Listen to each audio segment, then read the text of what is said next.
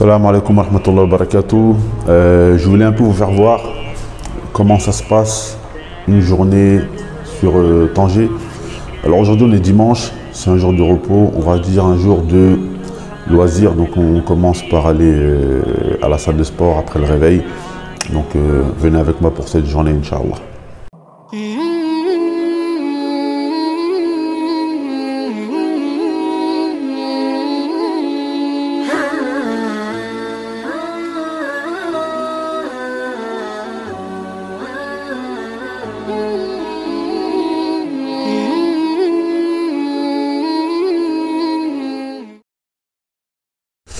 Alors il faut savoir que Tanger, c'est une ville où en hiver c'est un temps européen. Il fait super froid, surtout dans les appartements. Donc voilà pourquoi là j'ai mon blouson. Bon, on va aller à la salle de sport et je vais vous montrer, je vais vous filmer un peu la route sur le chemin.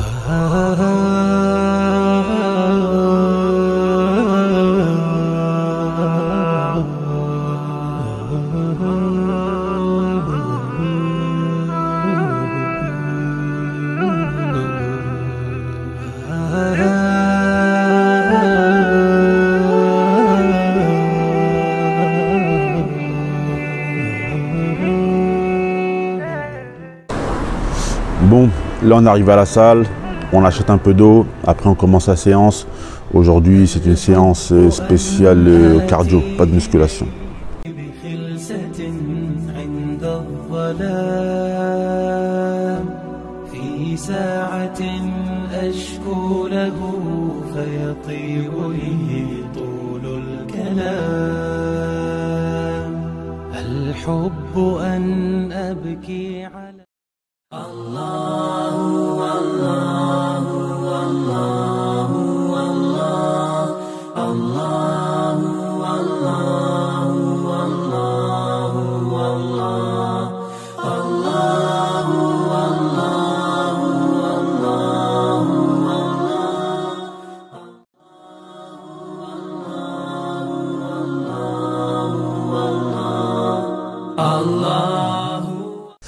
Alors ici c'est une promenade que j'aime beaucoup, ça s'appelle Ashakar.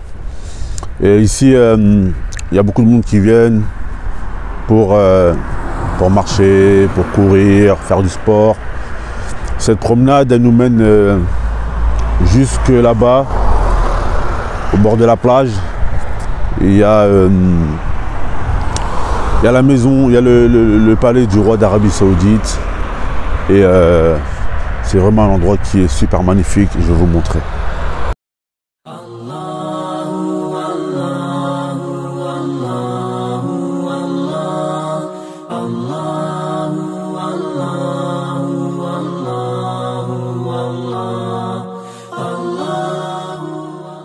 Et alors il s'est passé un truc d'imprévu là, je suis passé devant une résidence que j'ai bien aimée. Et donc le gardien il a proposé de me faire visiter la résidence. Et je voulais vous dire que si vous voulez avoir une stabilité dans votre hijra, je vous conseille d'acheter un appartement avant de venir si vous avez la capacité. Et il faut savoir qu'au Maroc, on peut acheter des appartements sans forcément passer par la banque. On peut voir directement avec la personne qui a construit le bâtiment pour essayer de payer en plusieurs fois. Et dès que vous avez fini de payer la somme totale, vous pouvez alors prendre la clé et rentrer dans l'appartement.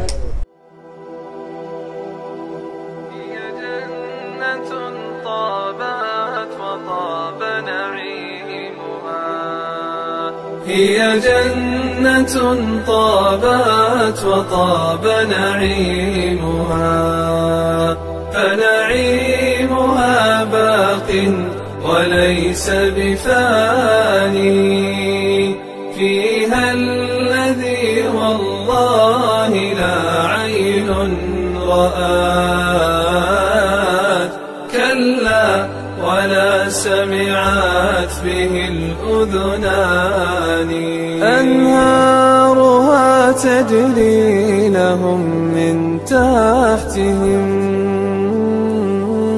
محفوفة بالنخل والرمان غرفاتها من لؤلؤ وزبرجد وقصورها من خالص العقيان سكانها أهل القيام معا. C'est un appartement de deux chambres, 3 balcons, un salon. En fait, c'est le salon et la cuisine, ils sont ensemble. Il faut savoir qu'au Maroc, il n'y a pas beaucoup d'appartements de 3 chambres. C'est très très rare. Généralement, c'est souvent des appartements de 2 chambres, un salon, une cuisine. Parfois, il y a 1 ou 2 douches.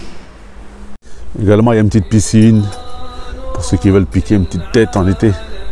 Super belle piscine, en plus elle est grande. Piscine au bord de la plage. Alors ce genre d'appartement, ce serait plus des appartements pour les vacances, pour les gens qui viennent souvent en vacances. Pourquoi? Parce que l'appartement, il est dans un quartier qui est un peu loin du centre-ville, des quartiers administratifs et tout ça. Ça, c'est une chose. Et je pense que vu le standing de l'appartement, le prix, il ne doit pas être donné. Donc, je pense que ce serait plus des appartements pour les vacanciers ou pour une personne qui a vraiment de l'argent. Ça, c'est le bord de plage côté océan Atlantique. Alors à Tanger, on a de la chance parce qu'on a, la mer Méditerranée et on a l'océan Atlantique. Masha'Allah, celui qui veut monter à Dromadaire, à Tanger, c'est possible. Walillahi alhamd.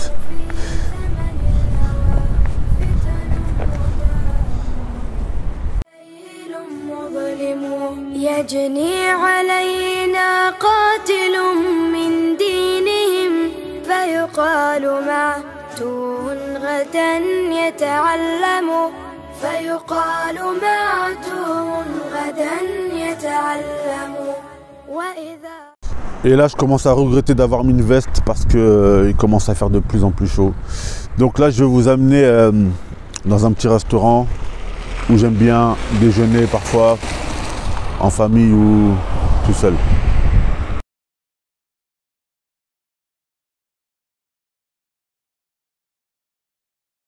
Alors là, je vais vous faire manger. Je vais manger dans un restaurant que j'aime beaucoup. Pas vraiment pour la qualité de la nourriture, mais surtout pour l'accueil et également le standing, le confort. J'avoue que le restaurant il est un peu cher, mais il est au-dessus de... Ça s'appelle le Cap Spartel, un peu au-dessus de la montagne, et on a une vue sur la mer qui est excellente, et puis l'accueil et tout ça c'est super, et il y a un endroit spécial pour jouer pour les enfants, donc c'est pour ça que je viens souvent ici en famille.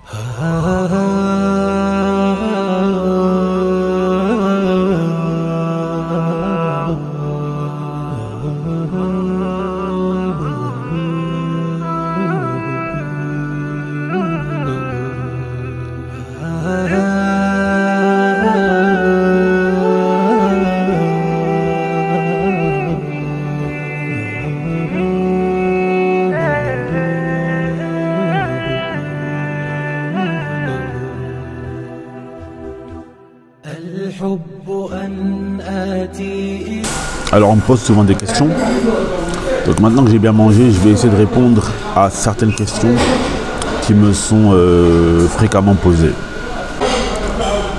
Alors la question c'est qu'est-ce que je pensais du Maroc avant de venir donc m'installer au Maroc. J'avais une très mauvaise image du Maroc pour plusieurs raisons. Tout d'abord, j'ai grandi en France avec des Marocains. Et il y avait beaucoup de racisme. Et le racisme, il était de part et d'autre. Hein. Des Marocains envers nous les Noirs et de nous les Noirs envers les Marocains. Surtout que la région où j'habitais en France quand j'étais jeune, avant de déménager en Île-de-France, dans le nord de la France, il y avait beaucoup de Marocains des Rifs, c'est-à-dire qui viennent de Nador, etc. Et Housseima. Donc ils ont une vision des choses qui est différente de ceux du reste du Maroc. Donc j'avais beaucoup de racisme, de part et d'autre, de nous envers eux et eux envers nous.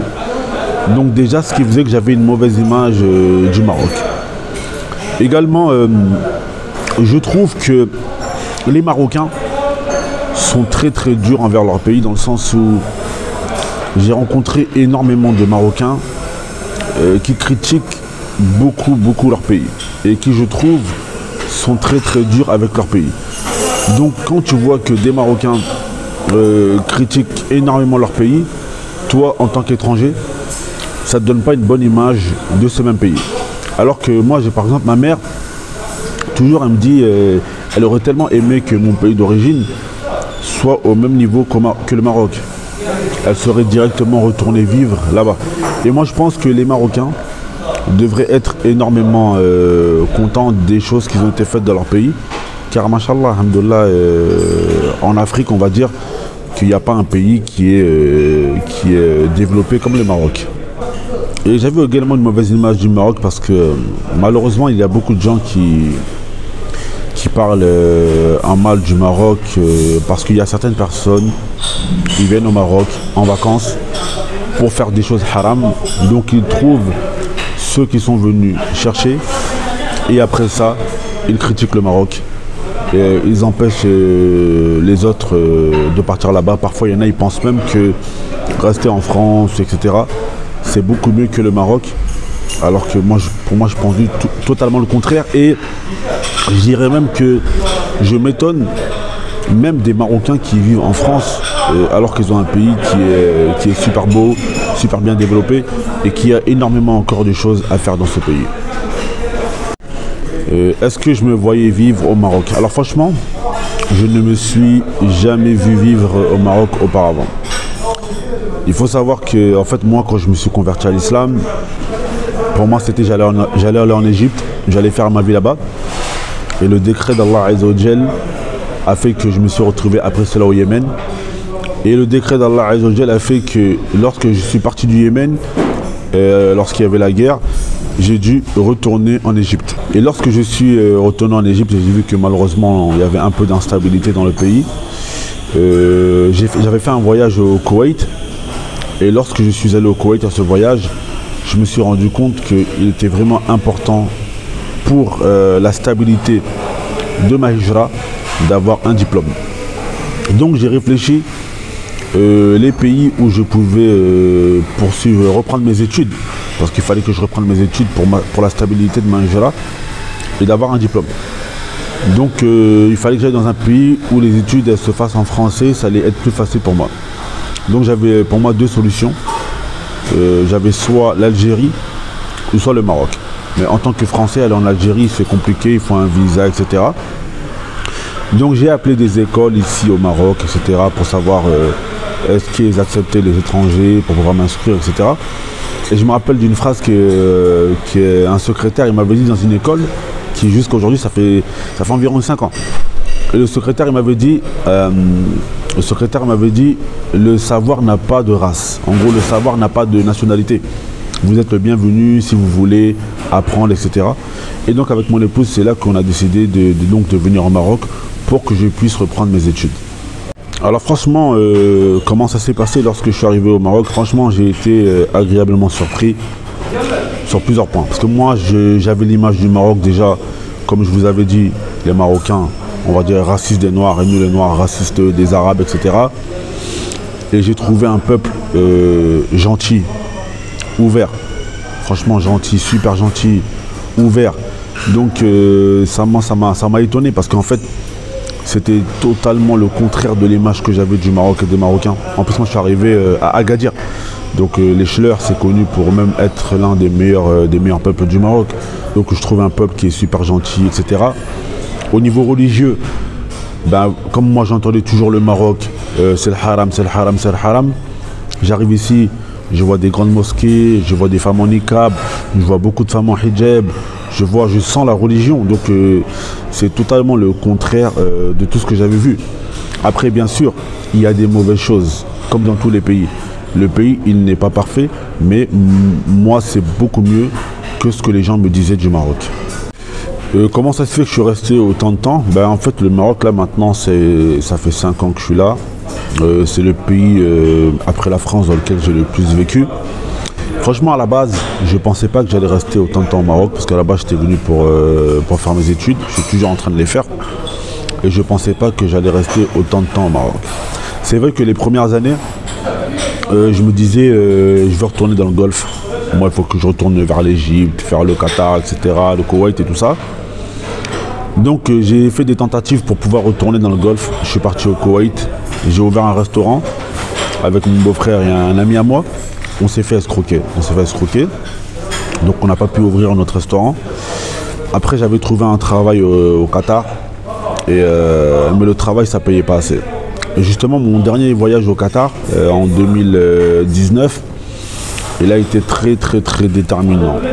Dans le sens où, lorsque je suis parti au Qatar, j'ai vraiment réfléchi à la direction que je voulais donner à ma hijra. Et en fait, ce voyage-là, il m'a fait prendre conscience qu'en fait, j'étais en train de vouloir quitter le Maroc pour chercher à tout prix à m'évader, etc., pour chercher un Eldorado. Alors qu'en fait, j'ai compris que mon Eldorado, il pouvait être au Maroc. Parce qu'il y avait beaucoup de choses que je voulais dans les pays du Golfe, que je ne pouvais pas retrouver dans les pays du Golfe, alors que ces choses-là, je les avais au Maroc. Donc après, c'est vraiment là que j'ai pris conscience que peut-être que en fait, je pouvais rester au Maroc encore plus longtemps. Surtout que j'ai pas encore fini mes études. Donc c'est ça, après avec mon épouse, on a réfléchi, on a dit peut-être le mieux, c'est de continuer vraiment au Maroc. Qu'est-ce que j'ai préféré au Maroc par rapport aux autres pays? Alors déjà, pour celui qui va dans les pays du Golfe, pour celui qui est déjà allé à Dubaï, au Qatar, au Koweït, etc., tu peux pratiquement rien faire si tu n'es pas un autochtone, c'est-à-dire originaire du pays. Tu ne peux pratiquement rien faire. Et ce que j'ai aimé au Maroc, c'est que tu sois marocain, que tu sois cambodgien, français, etc., ben, vous êtes tous pareils. Un Marocain, il peut acheter une maison. Toi également aussi, tu peux investir et tu peux acheter une maison. Donc ça, vraiment, j'ai aimé cette liberté de pouvoir acheter, vendre, etc. Également, j'ai aimé le fait que ici, tu peux ouvrir une société également sans avoir besoin d'avoir un associé qui soit marocain ou autre, etc. Ce qui n'était pas possible avant dans les pays du Golfe. Je crois que ça a changé, mais avant, ce n'était pas possible. Ce que j'ai aimé aussi chez le peuple marocain, c'est déjà, ce sont des gens très gentils et très accueillants, et je ne m'attendais pas à cela, comme je l'ai dit précédemment. Et ce que j'ai aimé également, c'est qu'en fait, ils ont une culture qui est, ils ont leur culture propre à eux, mais ils ont également une culture qui ressemble un peu à ce que nous on a en Europe. C'est que voilà, toi tu es français, c'est pas parce que tu es français que tu es meilleur. Tu es marocain, c'est pas parce que tu es marocain que tu es meilleur. Tu es africain, en fait on est tous pareils. Et c'est quelque chose que j'avais pas vraiment retrouvé dans les autres pays arabes, dans le sens où on va dire qu'il y avait toujours le français, il va être un peu mieux que l'autre. L'arabe, il va être un peu mieux que l'autre. Malgré que les gens ils savent que dans notre religion il n'y a pas ça, c'est quelque chose que l'on peut encore ressentir et qui est encore fréquent. Et c'est une chose que j'ai retrouvée au Maroc, c'est que voilà, on est tous pareils. Le Marocain n'est pas meilleur parce qu'il est dans son pays, et l'étranger n'est pas meilleur, et on est tous pareils, on est tous égaux. Également, ce qui a joué énormément, c'est que dans certains pays arabes, voilà, j'avais vu un peu de... C'est pas moi qui l'avais subi, mais j'avais vu qu'il y avait un peu de racisme parfois envers les enfants noirs, entre les enfants, etc., les enfants noirs, enfants arabes. Et en fait, moi, j'avais, comme à l'époque, j'avais pas d'enfants, mais là, mes enfants, ils ont commencé à grandir, etc. Et je regarde beaucoup où mes enfants, ils vont pouvoir, voilà, s'émanciper, grandir, sans sentir qu'ils sont différents. Et en fait, j'ai trouvé cette chose-là au Maroc. Ça veut dire que mes enfants, ils vont à l'école et il n'y a pas de problème de racisme. Ils sont super contents, ils sont contents, ils sont tranquilles, ils sont dans leur élément, ils sont épanouis, voilà, ils sont épanouis. Et j'avais peur qu'ils ne puissent pas s'épanouir dans un autre pays. Et donc dès que j'ai réfléchi, je me suis dit bon, c'est vrai que là mes enfants ils sont épanouis, ils aiment beaucoup le Maroc, ils vont à l'école, il n'y a pas de problème de racisme, etc., etc. Et donc j'ai réfléchi, je me suis dit, bon, pourquoi aller dans un autre pays où je ne sais pas forcément comment ça va se passer pour des enfants noirs. Et je me suis dit, bah, mes enfants, ils sont épanouis ici au Maroc, donc autant rester ici.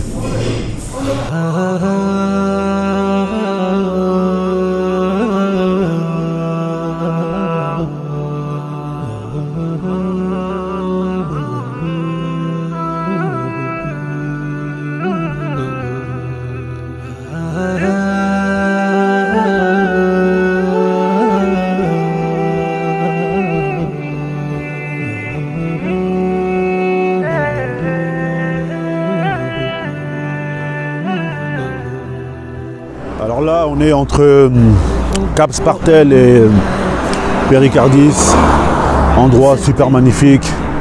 Il y a beaucoup de monde qui font de la randonnée ici. Je vais vous montrer.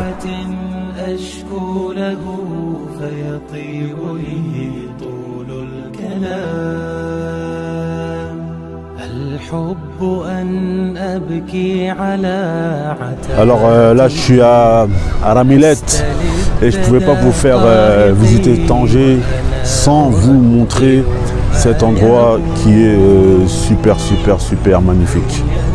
Alors ici, vos enfants, ils vont plus se plaire qu'en France parce que pour jouer, il y a tout ce qu'il faut et c'est pas ce qui manque.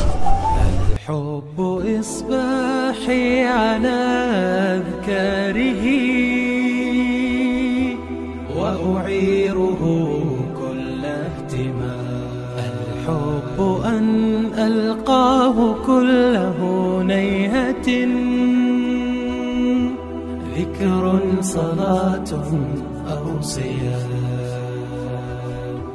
الحب أن أعصي هواي لأجله وأشيح وجهي عن ملذات حرام الحب أن أشتاق. Bon, j'étais parti faire une sieste et là j'ai des petites courses à faire. Donc je vais vous amener dans le plus grand souk de Tanger, Casa Barata. Et vous allez voir comment les fruits et légumes, c'est super pas cher. Alors toute cette route que vous voyez là devant vous, avant elle était remplie de commerçants. Mais maintenant c'est devenu interdit. Et ils sont tous partis, tous les commerçants ils sont partis de l'autre côté. Et maintenant c'est bien parce que les gens ils peuvent se garer tranquillement ici.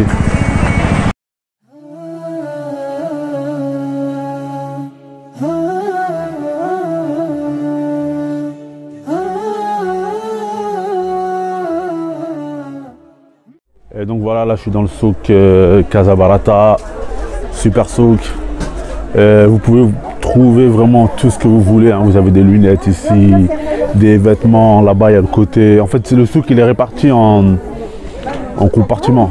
Vous avez du genre, il y a un côté c'est les vêtements, il y a un côté c'est les fruits et légumes, il y a un côté c'est les tapis, tout ce qui est intérieur de maison. Il y a donc en vérité il y a tout ce que vous voulez trouver dans le souk, il est présent. وإذا رماهم مسلم بسواكه قالوا اقتلوه وقومه لا ترحموا قالوا اقتلوه وقومه لا ترحموا يا رب طال بنا الهوان فهو الغد آت نعاز به ويخزى المجرم آت نعاز به ويخزى المجرم.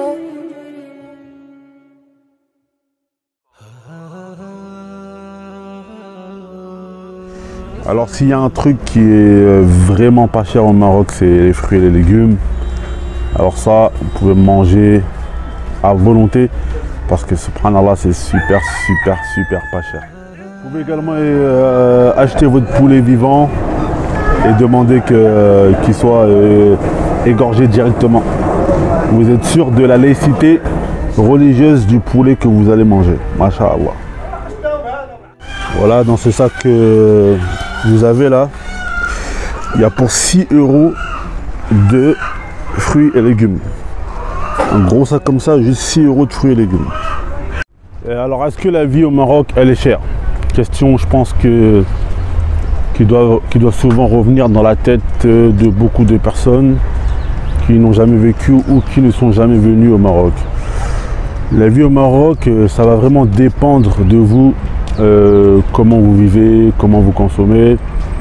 Si vous consommez local, si vous mangez beaucoup de fruits et légumes, pas trop de viande parce que la viande c'est un peu cher, le poulet ça va, c'est raisonnable, alors ça va. La vie au Maroc, elle n'est pas si chère que ça. Mais si vous voulez vraiment consommer pas local, manger des choses qui sont ramenées d'ailleurs, alors là le prix de la vie il peut déglingoler. Donc tout va être en fonction de votre manière à vous de consommer, voilà. Voilà famille, donc là on est en soirée et alhamdoulilah, j'ai une petite surprise. Un ami du Qatar, il m'a visité. Abou Abdullah. مرحبا مرحبا بلال اكيد مع ابو بسم اخ سعودي. Un frère du Qatar et un frère saoudien m'ont visité, alhamdoulilah. Et là je vais leur faire découvrir un restaurant de frères français. لا خلاص انا اكلت انا. Alhamdoulilah, les frères ils mangent bien. Walillah alhamd. Ouais, les frères et sœurs. Bon, je vous mens pas que j'avais envie de manger, mais j'ai pas mangé parce que j'ai beaucoup mangé aujourd'hui. J'ai juste invité mes amis à manger. Et donc moi, sur ce, je vais vous laisser. Donc voilà, vous avez vu un peu comment elle se passe une journée à Tanger. Et donc voilà, c'est à peu près tout. Donc si vous avez aimé, si vous avez des choses à dire, n'hésitez pas à laisser des commentaires. Et Inch'Allah, j'essaierai souvent de faire des petites vidéos comme ça. En tout cas, je demande à Allah Azza wa Jal qui nous préserve tous. Innahu waliyu zalika wal qadiru alayhi walhamdulillahi rabbil alamin.